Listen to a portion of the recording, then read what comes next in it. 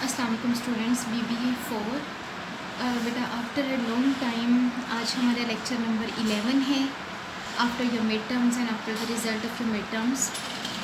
सो आज again we are going to start our studies.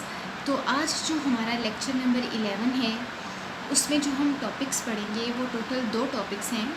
एक है मोटिवेशन के बारे में और दूसरा है content and process theories of motivation. ठीक है, इनके पहला जो टॉपिक है that would be all about the motivation, what is the motivation, how that can be attend and what are the forces behind the motivation. ये सब चीज़ें जो हैं हम मोटिवेशन में कवर करेंगे। आगे मोटिवेशन की थ्योरीज़ 2 तरह की हैं, एक हैं कंटेंट थ्योरीज़ और दूसरी हैं प्रोसेस थ्योरीज़।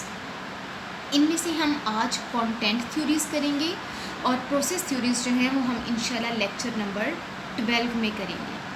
ठीक है, अच्छा बेटा, अब मोटिवेशन बेसिकली क्या है?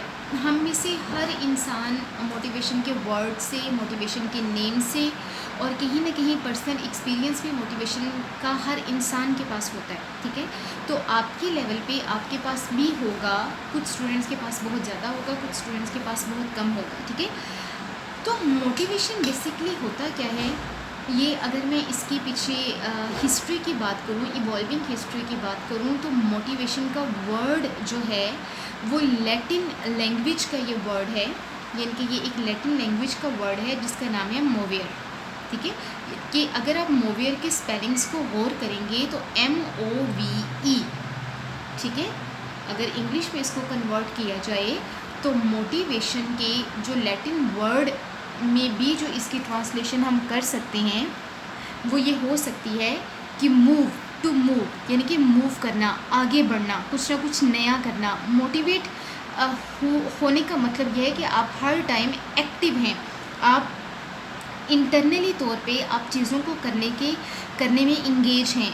बाज़ इंटरेस्ट ऐसे होते हैं, you are taking interest in the things around you and you are eager to do the new things day by day. ठीक है, तो ये होता है मोटिवेशन। और मोवेयर का मतलब है टू मूव, यानी कि मूव करना या टू अराइज या उठना, जागना। ठीक है, जैसे इल्लामा इकबाल की पोइट्री, अगर मैं कॉन्टिनेंट इरा की बात करूँ तो उस इरा में इल्लामा इकबाल की पोइट्री ने लोगों को बहुत ज़्यादा बेदार किया। तो इल्लामा इकबाल की पोइट्री बेसिकली एक एक्सटर्नल मोटिवेशनल फैक्टर था। ठीक है, अच्छा बेटा, ये मैं मोटिवेशन के ओके, लेट्स मूव अहेड। ठीक है, तो अब है क्या कि मोटिवेशन बेसिकली एक लैटिन लैंग्वेज का वर्ड है जिसका नाम है मोवियर, यानी कि टू मूव, मूव करना, आगे बढ़ना। अगर मैं फ़िज़िक्स के कॉन्सेप्ट को यहाँ पे अप्लाई करूँ तो फिज़िक्स क्या कहती है कि कोई भी इंसान, कोई भी चीज़ उस वक्त तक मूव नहीं कर सकती जब तक हम उस पर कोई फोर्स अप्लाई ना करें। न्यूटन के लॉज ऑफ मोशन जो है वो आप में से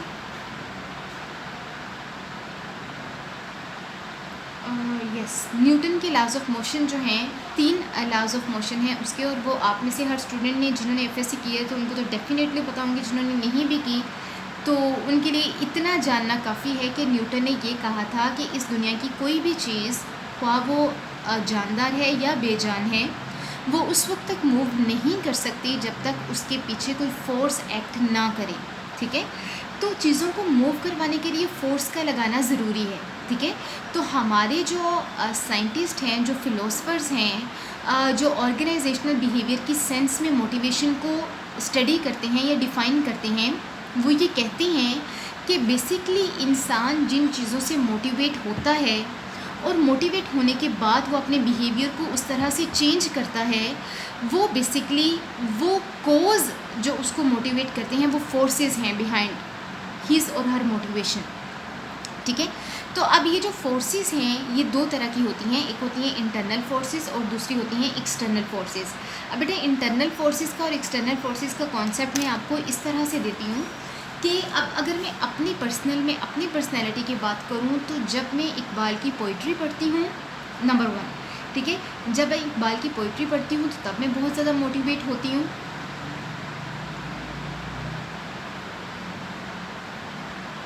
इसके अलावा जब मैं बयान सुनती हूँ, वैसे तो अल्हम्दुलिल्लाह कोई 11 से 12 हैं इस्लामिक जो स्कॉलर्स हैं उनके मैं बयान सुनती हूँ, तो मैं इस्लामिकली बहुत ज़्यादा मोटिवेट होती हूँ, ठीक है। मेरे अंदर इस्लाम का और वो ठीक तरह से शरीयत और सारे सुन्ना के मुताबिक चलना, ये सब चीज़ें मुझे बहुत ज़्यादा मोटिवेट करती हैं। लेकिन उन बयान में से भी जब मैं मौलाना तारिक जमील के बयान सुनती हूँ तो आई गेट मोर मोटिवेटेड। मैं अपने अंदर मतलब मुझे ये ऐसा लगता है कि force something is there in me which is motivating me to say the prayer, to recite the holy Quran and to do the right things, to avoid the bad things, ठीक है।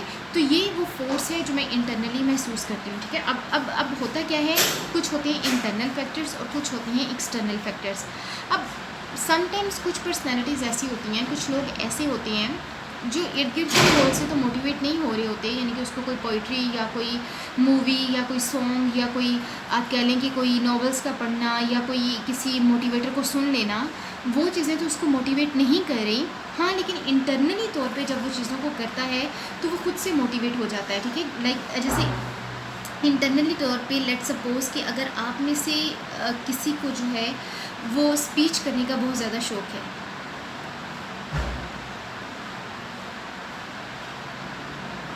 तो हाँ, स्पीच की ही example सही रहेगी। अच्छा, हाँ, आप में से किसी को स्पीच करने का यानी कि स्टेज पे आना और लोगों के सामने बोलने का बहुत ज़्यादा शौक़ है, ठीक है। अब लेट्स सपोज़ कि आपके पास प्लेटफॉर्म नहीं है, आपको ये अलो नहीं किया जा रहा कि yes you come forward, you come on the stage and speak some words in the crowd, ठीक है। अब आपको वो मौका नहीं मिल रहा, लेकिन लेट्स सपोज़ थोड़ा कहीं क्लास में प्रेजेंटेशन हुई, ठीक है, you felt that time as a motivator, आपने समझा कि यार ये तो मेरे लिए एक ब्लेसिंग हो गई, I can do the things. आप उस छोटी सी एक प्रेजेंटेशन को, जो कि बहुत ज़्यादा वैल्यूएबल भी नहीं होती, आप उसको प्लान करते हैं, आप उसको डिज़ाइन करते हैं कि मैंने पहले मेरी जो फिज़िकल लुक है वो ये होगी। उसके बाद आप अपना जो कंटेंट जो आपने प्रेजेंट करना होता है आप उसको डिज़ाइन करते हैं कि यार पहले मैंने ये चीज़ डिस्कस करनी है, फिर मैंने ये चीज़ डिस्कस करनी है, फिर मैंने ये चीज़ डिस्कस करनी है। इस चीज़ को समझाने के लिए मैंने ये एग्जाम्पल जो है वो कोड करनी है, इस चीज़ को समझाने के लिए मैंने ये एग्जाम्पल कोड करनी है, ठीक है। सो अब आपको एक्सटर्नली किसी ने मोटिवेट नहीं किया कि आप ये चीज़ें इस तरह से करें, आपको सिर्फ ये कहा गया कि आपकी प्रेजेंटेशन है और आपने देनी है, ठीक है। लेकिन वो इंटरनली कहीं वो कीड़ा, वो आपके अंदर ये चीज़ थी, आपको अच्छा लगता है पब्लिक के सामने बोलना, क्राउड के सामने बोलना, लेकिन सिर्फ मौका नहीं मिलता। तो आपको जहाँ कहीं भी कोई थोड़ा सा मौका मिलता है, यू गेट मोटिवेटेड, आप उस चीज़ को बहुत अच्छे से अच्छे तरीके से करना जो है वो आप उसको उसके लिए कोशिश करते हैं आप, ठीक है। तो बेटा ये है इंटरनल एफर्ट्स, ये हैं वो इंटरनल फोर्सेस जो एक इंसान को इंटरनली तौर पे मोटिवेट करती हैं कि yes move ahead, do the things, do the efforts. आप वॉलेंट्री एफर्ट्स करें, आप अपनी मर्ज़ी से जो है वो चीज़ों को करें, ठीक है।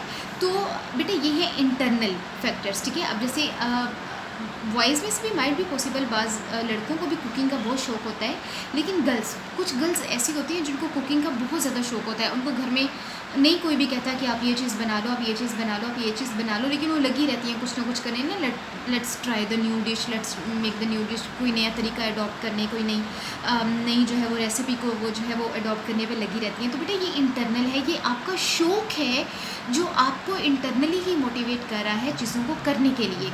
तो ये जो आपका इंटरनल शौक़ है, ये आपकी इंटरनल फोर्स है जो कि इंटरनली आपको मोटिवेट कर रही है कुछ काम करने के लिए, चीज़ों को करने के लिए। और एक्सटर्नल वो, जैसे कि मैंने पहले मेंशन किया कि जैसे मैं इकबाल की पोइट्री सुनती हूँ, मैं बयान सुनती हूँ, या मैं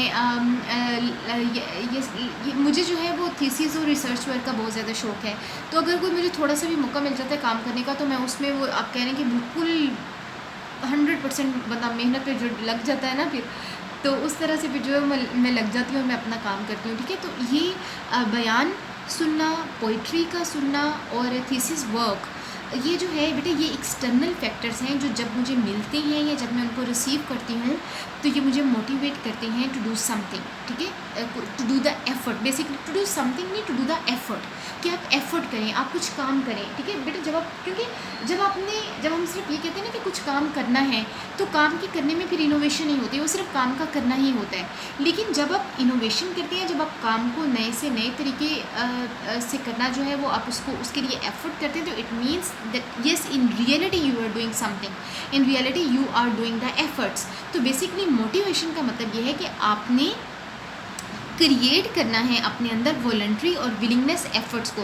बेटा वॉलंटरी जो है ये बायोलॉजी का वर्ड है। जिन स्टूडेंट्स ने बायो पढ़ी है एफएससी या मैट्रिक में, उनको वो तो फेमिलियर होंगे इस टर्म के साथ, लेकिन जिन्होंने नहीं भी पढ़ी तो मैं I am going to repeat the concept कि बेटा वॉलंटरी वो चीज़ होती है जो इंसान अपनी मर्ज़ी से और अपने कंट्रोल से करता है। ठीक है, जैसे साइंस ये कहती है कि जो है आप जब रोटी का नवाला बोगस बोलते हैं, उसको नवाले को इंग्लिश में बोगस बोला जाता है, तो जब आप बोगस ले लेते हैं तो उसको हलक तक ले जाने से पहले तक वो आपका वॉलंटरी एक्शन है, यानी कि वो आपकी मर्ज़ी में होता है, आपकी कंट्रोल में होता है कि चाहे आप उसको अंदर लेके जाना चाहिए या चाहे आप उसको कह करके बाहर निकाल दें या वैसे निकाल दें। ठीक है, लेकिन जब एक दफ़ा वो आपके एपिग्लोटस से आगे चला गया, एपिग्लोटस हलक को बोलते हैं, तो जब वो एक दफ़ा आपके एपिग्लोटस से आगे चला गया तो उसके बाद वो वॉलंटरी एक्शन नहीं होता, वो इनवॉलंटरी एक्शन हो जाता है।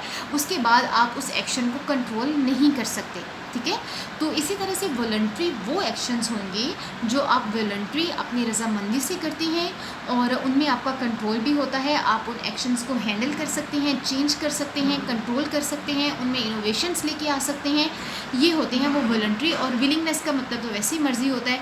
तो ऐसी चीज़ें जो आप अपनी मर्ज़ी से एफ़र्ट करते हैं, इंसानों के बिहेवियर के अंदर जो एफ़र्ट्स होती हैं ऑर्गेनाइजेशनल बिहेवियर के लिहाज से, बेसिकली ये चीज़ को ह्यूमन बिहेवियर को जो है वो लिखा गया है और उसको फोकस किया गया है कि जब इंसान अपने बिहेवियर के अंदर एफ़र्ट्स करता है, लर्निंग में एफ़र्ट्स करता है, नई से नई इनोवेशन लाने में एफ़र्ट करता है, अपने जॉब की रिस्पॉन्सिबिलिटीज़ को नए से नए यानी कि उनमें इनोवेट उनको करने की कोशिश करता है, तो it means that person is motivated and the active one.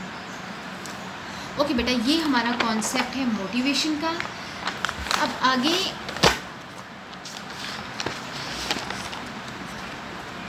अच्छा जी, अब आगे बेटा मैंने मेंशन किया है कि why someone needs the motivation. किसी भी एक इंसान को मोटिवेशन की ज़रूरत क्यों होती है, क्यों इंसान मोटिवेट हुए बगैर जो है वो नहीं रह सकता।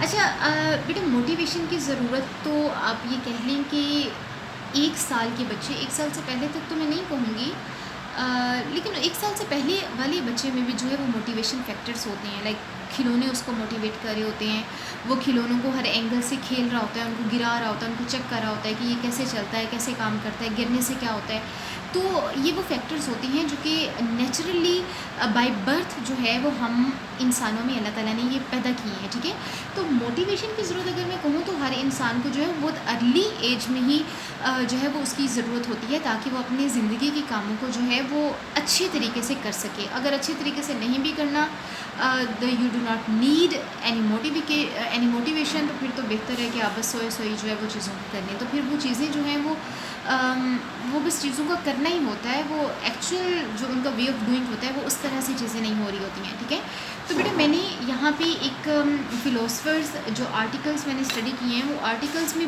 बार बार यही बात रिपीट की गई है कि motivation is all about to get the satisfaction. Motivation is all about to get the satisfaction.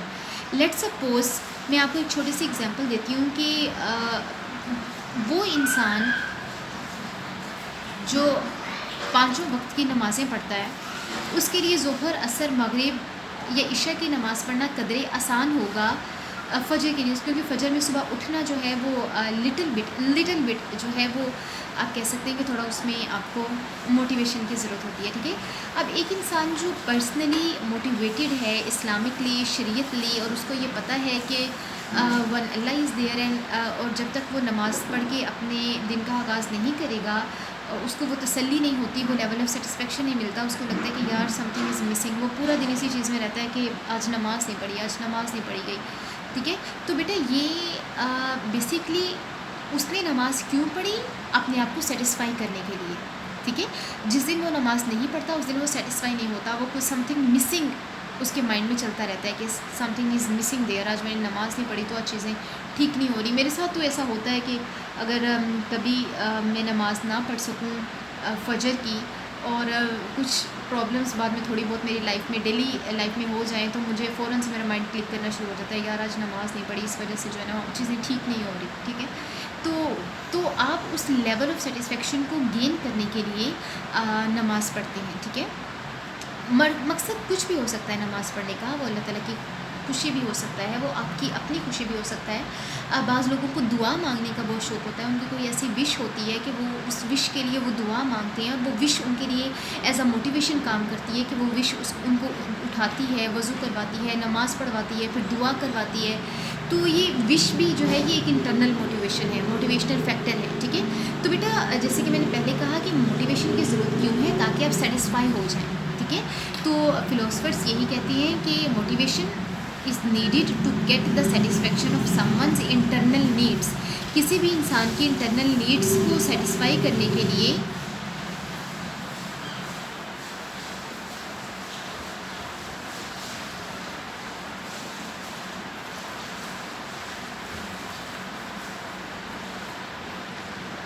उसको जो है वो मोटिवेशन की ज़रूरत होती है, ठीक है।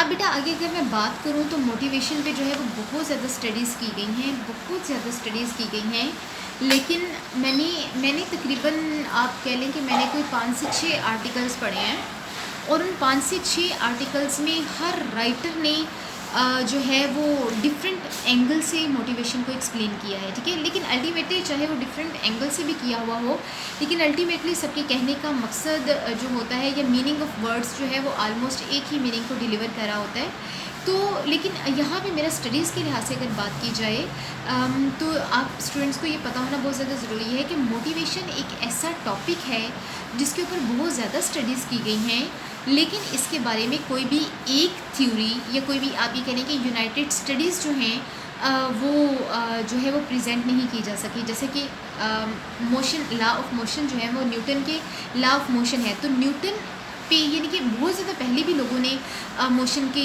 लॉज जो हैं वो उनको प्रेजेंट किया, लेकिन अल्टीमेटली न्यूटन के लॉज जो हैं उस पर पूरी दुनिया जो है वो एग्री है, और आज तक जो है वो वही चल रहे हैं। यानी कि उनमें जो है वो आप कह लें कि एक बंदे की स्टडी को जो है वो एज अ होल जो है वो लिया जा सकता है। लेकिन मोटिवेशन एक ऐसा टॉपिक है, एक ऐसा सब्जेक्ट है जिसमें हर बंदे की अपनी अलग अलग स्टडीज़ हैं, ठीक है, और आप उन सारी स्टडीज़ को कंबाइन करके भी कोई एक स्टडी नहीं बना सकते। उसकी वजह यह है कि हर इंसान का मेंटल लेवल डिफरेंट है। ऐसा नहीं है कि सारी दुनिया के इंसानों को एक ही चीज़ मोटिवेट करती है, नहीं, कोई किसी चीज़ से मोटिवेट होता है, कोई इंटरनली किसी चीज़ से मोटिवेट होता है, कोई एक्सटर्नली डिफरेंट चीज़ों से मोटिवेट होता है। तो चूँकि ह्यूमन बींग्स जो हैं वो एक जैसे नहीं है अपने मोटिवेशन में, इस वजह से कोई भी एक थ्योरी या कोई भी एक स्टडी जो है वो एज अ होल जो है वो इसको नहीं लिया जा सकता कि येस आप किसी भी एक आर्टिकल को पढ़ लें, एक रिसर्च पेपर को पढ़ लें, एक रिसर्च वर्क को पढ़ लें, एक ऑथर को पढ़ लें और आप ये कहें कि मैंने पूरी की पूरी मोटिवेशन को स्टडी कर लिया। ऐसा नहीं होगा, ठीक है, because motivation is a very wide topic. It varies from person to person, it varies from mind to mind, and it varies from the motivational factors to motivational factors. So definitely there cannot be only one study that can be presented as a whole studies for the motivation. So you definitely have to study the different authors, the different research papers, and only then you can get the idea that what actually all the philosophers are saying, ठीक है। तो अब studies जो है वो बहुत ज़्यादा की गई, अलॉट स्टडीज़, ये मैंने खुद से जो है ये राइटिंग के दौरान बहुत ज़्यादा स्टडीज़ की गई, but no single theory about the motivation has been presented. लेकिन अभी तक जो है वो मोटिवेशन के बारे में कोई भी सिंगल थ्योरी प्रेजेंट नहीं की जा सकी। क्यों नहीं की जा सकी, मैं इसकी रीज़न आपसे डिस्कस कर चुकी हूँ। क्योंकि बेटा हमारे मैं जब आपका ये लेक्चर लिख रही थी तो मैं आर्टिकल्स वगैरह रीड कर रही थी, तो मुझे मेरे एक टीचर की बात याद आ गई। उनका नेम मुझे नहीं याद, हम उनको टोपी वाले सर कहते थे, क्योंकि वो सर्दी हो गर्मी हो वो हमेशा कैप वियर किया करते थे। उनसे हमने क्रेडिट मैनेजमेंट का सब्जेक्ट पढ़ा था। तो जब वो हमेशा एक ये सेंटेंस बोला करते थे जो मैंने यहाँ मेंशन किया है आप स्टूडेंट्स के साथ, कि human mind is basically programmed to act in different ways, ठीक है। और वो ये सेंटेंस तब बोला करते थे जब वो हमें कोई प्रोजेक्ट देते थे, कोई असाइनमेंट देते थे करने के लिए, तो कुछ स्टूडेंट्स नहीं कर पाते थे और उनका फिर बहाना होता था कि सर मैं इस वजह से नहीं कर सकी, मैं इस वजह से नहीं कर सका, सर ये हो गया वो हो गया। तो वो कहते थे कि ये बहाने वगैरह कुछ नहीं है, because human mind is basically programmed. Human mind को प्रोग्राम किया गया है to act in different ways, कि वो डिफरेंट वेज़ में डिफरेंटली एक्ट कर सकता है।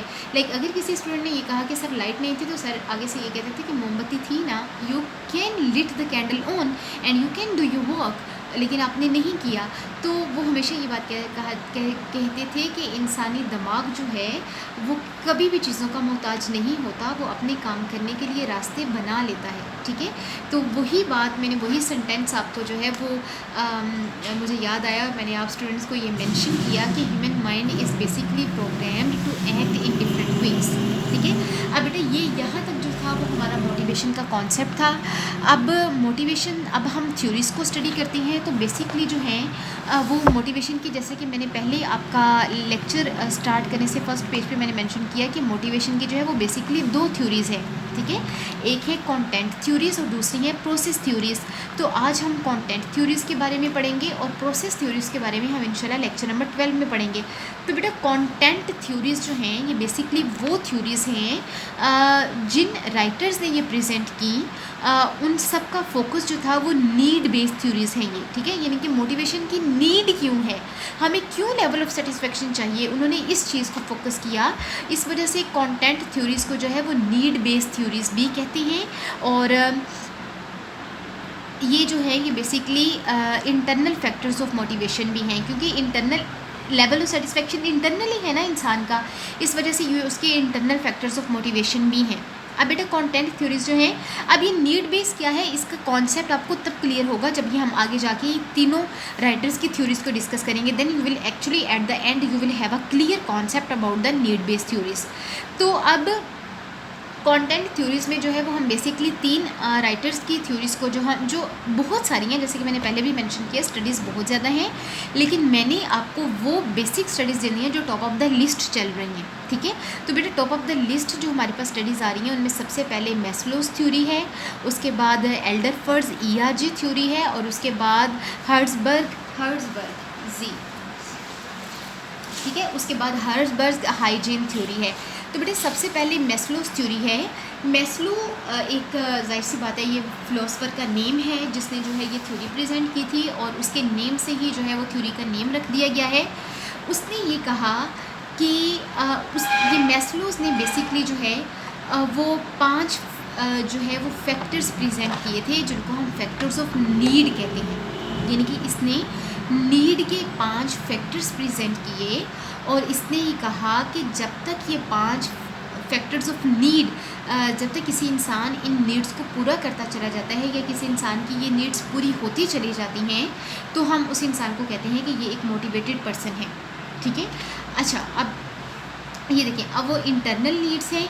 ही presented the hierarchy of the internal motivational needs in an organisation और द पर्सन लाइफ। उसने बेसिकली ऑर्गेनाइजेशन के लिहाज से जो है वो अपनी थ्योरीज़ को प्रेजेंट किया था, लेकिन अगर आप उसको पर्सनल लाइफ में लेके जाना चाहें तो आप पर्सनल भी लेके जा सकती हैं, ठीक है। अच्छा बेटा, अब इसने बेसिकली मैंने जैसे कि आपको पहले मेंशन किया कि इसने 5 जो थी वो नीड्स जो है वो इसने प्रेजेंट की। अब उनमें से 2 जो हैं वो लोअर लेवल की नीड्स हैं और बाकी 3 जो हैं वो अपर लेवल की नीड्स हैं, ठीक है। यानी कि इसने कॉन्सेप्ट दिया लोअर लेवल ऑफ नीड्स का और अपर लेवल ऑफ नीड्स का। अब ये जो 5 लेवल ऑफ नीड्स इसने प्रेजेंट किए, उसमें थे psychological needs, security needs, belongingness needs, esteem needs and the self actualization needs. बेटा ये 5 उसने नीड के फैक्टर्स जो हैं ये प्रेजेंट किए, और उसने ये कहा कि जब तक इंसान इन नीड्स से सेटिस्फाई होता रहता है तब तक हम कहते हैं कि वो इंसान एक मोटिवेटेड पर्सन है, ठीक है। अब फिज़िकल नीड्स कौन कौन सी हैं मैंने यहाँ पे पर्सनली मेंशन भी किया हुआ है।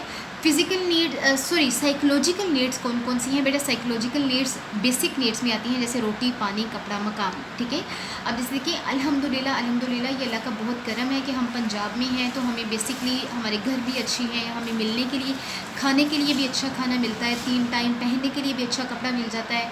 तो देखिए जब तक ये चीज़ें हमें मिल रही हैं हमें कोई परेशानी नहीं होती, ठीक है। जैसे बहुत हर घर में ऊंच नीच आती रहती है फाइनेंशियली, लेकिन आप लोगों ने ये एक्सपीरियंस किया होगा और ये जज किया होगा कि जब भी कहीं पैसे की वजह से कोई थोड़ी बहुत कमी आती है या इंसान अच्छा खा नहीं सकता या अच्छा पहन नहीं सकता, या अच्छा घर नहीं होता, रहने की कोई अच्छी जगह नहीं होती, तो आपने देखा है अपने पेरेंट्स को या पर्सनली खुद भी, तो इंसान कितना एक मेंटली जो है वो अपसेट हो जाता है, इंसान डिप्रेस हो जाता है कि यार कैसी होंगी चीज़ें, कैसे आए, कहाँ से आएंगे पैसे और कैसे ये सारी चीज़ें जो है सेटल होंगी।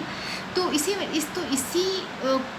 चीज़ को जो है वो मैस्लोज ने प्रेजेंट किया और उसने ये कहा कि साइकोलॉजिकल नीड्स बेसिक नीड्स हैं जो कि हर इंसान की पूरी होना ज़रूरी है। अब जैसे मैंने आपसे पहले मेंशन किया कि हम पंजाब में रह रहे हैं, तो डेफिनेटली आप लोगों में ये चीज़ आपने ये ऑब्जर्वेशन, ये देखने में ये चीज़ आती है कि पंजाब के लोग कदरे ज़्यादा कॉन्फिडेंट हैं बजाय सिंध के लोगों की, क्योंकि सिंध के लोगों को पानी का मसला, कपड़े का मसला, अक्सर मैंने तो जब भी न्यूज़ चैनल्स में या न्यूज़पेपर्स में कभी भी सिंध के बारे में कोई भी न्यूज़ देखी है या वहाँ के लोगों को देखा है, तो वो मुझे पुअर कंडीशन में ही मिलते हैं। बच्चे जो हैं उन्होंने इवन कपड़े भी नहीं पहने होते, बस पूरे से, और हालतें बिगड़ी हुई, और उन बच्चों को कोई पता ही नहीं है कि हमने एक टाइम का खाना खाया है, अगले टाइम का कहाँ से खाना है, कहाँ से नहीं खाना। तो बेटा फिर ये चीज़ें जो हैं ये उनकी मेंटल हेल्थ को भी बहुत ज़्यादा इफ़ेक्ट करती हैं, ठीक है। और जब आपकी मेंटल हेल्थ ही अच्छी नहीं है तो फिर कहाँ से आप में मोटिवेशन आनी है और कहाँ से एफर्ट आनी है चीज़ों को करने की, ठीक है। तो उसने सबसे पहले जो लोअर लेवल नीड प्रेजेंट की, बेसिकली ये जो है ये 2 लोअर लेवल नीड्स हैं और ये जो है ये अपर लेवल नीड्स हैं, ठीक है। यहाँ पे मैं एल मेंशन कर रही हूँ और यहाँ पे मैं यू मेंशन कर रही हूँ, ठीक है। तो अब होता क्या, अब हुआ क्या, ये लोअर लेवल नीड्स, यानी उसने कहा कि ये सबसे सस्ती जो है ये नीड्स हैं, और जब तक किसी इंसान की ये पूरी होती रहती हैं वो मेंटली तौर पे मोटिवेटेड होता है। और ये साइकोलॉजिकल नीड्स में बेसिकली क्या है, रोटी पानी कपड़ा और मकान, यानी कि commodity is necessary to survive. अब अगली जो है वो सिक्योरिटी नीड्स। अब जाहिर सी बात है बेटा, हमने अपने घरों में या कॉलोनीज़ के बाहर चौकीदार रखे होते हैं क्योंकि हमें सिक्योरिटी की ज़रूरत होती है, और उसमें फ़िज़िकल सिक्योरिटी भी है और उसमें बाकी जो हमारी कमोडिटीज़ के लिहाज से जो सिक्योरिटी है उसमें वो भी आ जाती है। और दूसरी जो लोअर लेवल की नीड है वो है सिक्योरिटी नीड, जिसमें कि फ़िज़िकल इन्वायरमेंट, सेफ्टी और स्टेबिलिटी, इस चीज़ का होना बहुत ज़रूरी है। और जब तक ये चीज़ें भी पूरी होती चली जाती हैं तो इंसान जो है वो मेंटली मोटिवेटेड होता है, उसमें जो है कोई इमोशनल टॉर्चर नहीं होता। तो ये जो 2 है ये लोअर लेवल की नीड्स हैं, और मैस्लोज ने ये कहा था कि ये सबसे निचले दर्जे की नीड्स हैं जो कि पूरे होना हर इंसान के लिए ज़रूरी है। जब तक वो नहीं पूरी होंगी तो वो मेंटली हेल्दी नहीं होगा, और जब वो मेंटली हेल्दी नहीं होगा तो वो कैसे मोटिवेटेड होगा और वो कैसे एफर्ट करेगा चीज़ों को करने के लिए, ठीक है। अब जो अपर लेवल की अगली जो 3 नीड्स हैं वो अपर लेवल की नीड्स हैं। इनमें बिलोंगिंगनेस, बेटा बिलोंग का मतलब होता है, अक्सर हम अपनी इंग्लिश वर्ड में भी ये लैंग्वेज बोलते हैं बिलोंग करना। आप किस एरिया से बिलोंग कर रहे हैं, आप किस फैमिली से बिलोंग करते हैं, आप फ्रेंड्स की किस कंपनी से बिलोंग करते हैं। तो बिलोंग करने का मतलब होता है एक रिश्ता होना, राब्ता होना, ठीक है। और ये बिलोंगिंगनेस जो है ये किसी भी इंसान के पर्सनैलिटी के लिए बहुत ज़्यादा जो है ये मैटर करती है।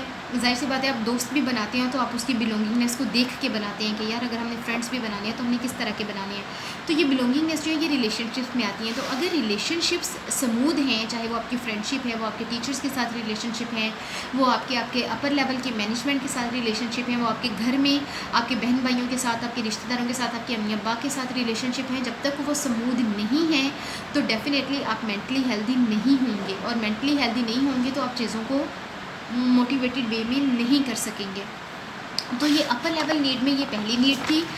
दूसरी है एस्टीम नीड्स। बेटा एस्टीम नीड्स में सेल्फ रिस्पेक्ट, जैसी बात है रिस्पेक्ट जो है वो हर इंसान का हक है, और मतलब जो है वो ये एक गिव एंड टेक फैक्टर है। आप रिस्पेक्ट दें और रिस्पेक्ट लें। इवन दो एक छोटा सा बच्चा, इवन 1 साल के बच्चे को भी अगर देखें ना तो वो भी अगर फ़र्श पे गिर जाए तो अब जब तक फ़र्श को मार नहीं लेते ना तो वो बच्चे को सुकून नहीं मिलता, क्योंकि उसको लगता है कि फ़र्श ने मुझे हर्ट किया, और जब तक आप फ़र्श को मार नहीं लेते ना वो तब तक उसका वो पूरा नहीं होता।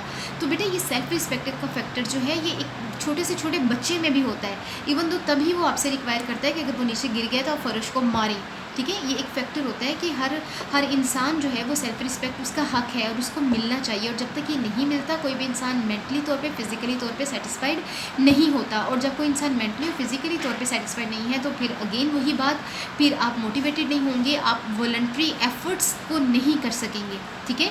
और बेटा फिर है सेल्फ एक्चुअलाइजेशन। सेल्फ एक्चुअलाइजेशन का मतलब है ये बेटा ये मोटिवेशन का सबसे हाई लेवल है, सबसे अपर लेवल है, जिसमें एक इंसान मोटिवेटेड है और वो काम को करना चाहता है, वो अपने काम में इनोवेशन भी चाहता है, और वो चाहता है कि मेरे काम को करने में मुझे रूम भी प्रोवाइड हो और मेरा काम जो है वो अच्छे तरीके से जो उसको करने में उसको अपॉर्चुनिटीज़ भी मिले, उसको सराहा जाए और उस काम को जो है वो किया जाए। तो बेटा आज हमारा ये लेक्चर 29 मिनट्स थे, यहाँ पे ओवर हो गया है। अब नेक्स्ट जो है वो ये बाकी 2 थ्योरीज़ और फिर प्रोसेस थ्योरीज़ वो हम इंशाल्लाह लेक्चर नंबर 12 में करेंगे।